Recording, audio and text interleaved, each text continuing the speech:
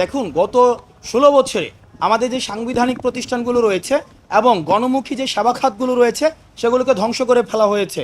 অর্থাৎ আমাদের যদি প্রথম যে খাতটি দেখি, আমরা গত ৩ দিন ধরে ক্লোজলি আমরা স্বাস্থ্য খাতকে অবজার্ভ করছি। স্বাস্থ্য খাত কোনো গণমুখী খাত নয়, বরং ইন্ডিয়াকে ফেসিলিটেট করার জন্য এবং প্রাইভেট মেডিকেলকে ফেসিলিটেট করার জন্য স্বাস্থ্য খাতকে ইচ্ছাকৃতভাবে ধ্বংস করে দেওয়া হয়েছে। শিক্ষা খাতকে ইন্টেনশনালি ধ্বংস করে দেওয়া হয়েছে।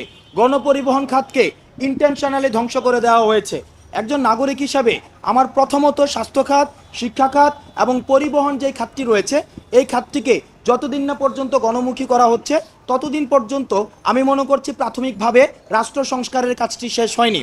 দ্বিতীয়ত, আমার যে জায়গাটি পলিসির জায়গায় যতদিন না পর্যন্ত স্বাধীন বিচার ব্যবস্থা নিশ্চিত করা যাচ্ছে ততদিন পর্যন্ত আমি মনে করি না বাংলাদেশে যে নির্বাচনের যে পরিবেশটি সেই পরিবেশটি নিশ্চিত হবে।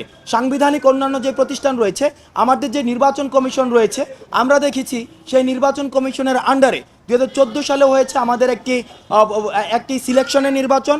আমাদের 2018 সালে যে নির্বাচনটি হয়েছে সেটি হচ্ছে রাতের ভোট। 2024 সালে যে নির্বাচন হয়েছে সেটি হচ্ছে ডামি ইলেকশন। অর্থাৎ যেই নির্বাচনের মধ্য দিয়ে এই তিনটি নির্বাচন হতে পারে, একই বিদ্যমান নির্বাচন কমিশনের মধ্য দিয়ে আমরা কখনোই বিশ্বাসযোগ্য নির্বাচন করতে পারবো না। সুতরাং এই নির্বাচন কাঠামোর আমরা মনে করি পূর্ণাঙ্গ পরিবর্তন প্রয়োজন এবং মানুষের যখন এই প্রতিষ্ঠানগুলো উপরে আস্থা আসবে তখনই আমরা মনে করি রাষ্ট্র সংস্কারের প্রাথমিক কাজ শেষ হবে এবং একটি নতুন করে নির্বাচন দেওয়ার পরিবেশ তৈরি হবে। এবং ঠিক তখনই আমরা মনে করি অন্তর্বর্তীকালীন সরকার, যেটা আমরা মেটাফরিকভাবে 16 মাস বলছি, এই 16 মাসটি শেষ হবে।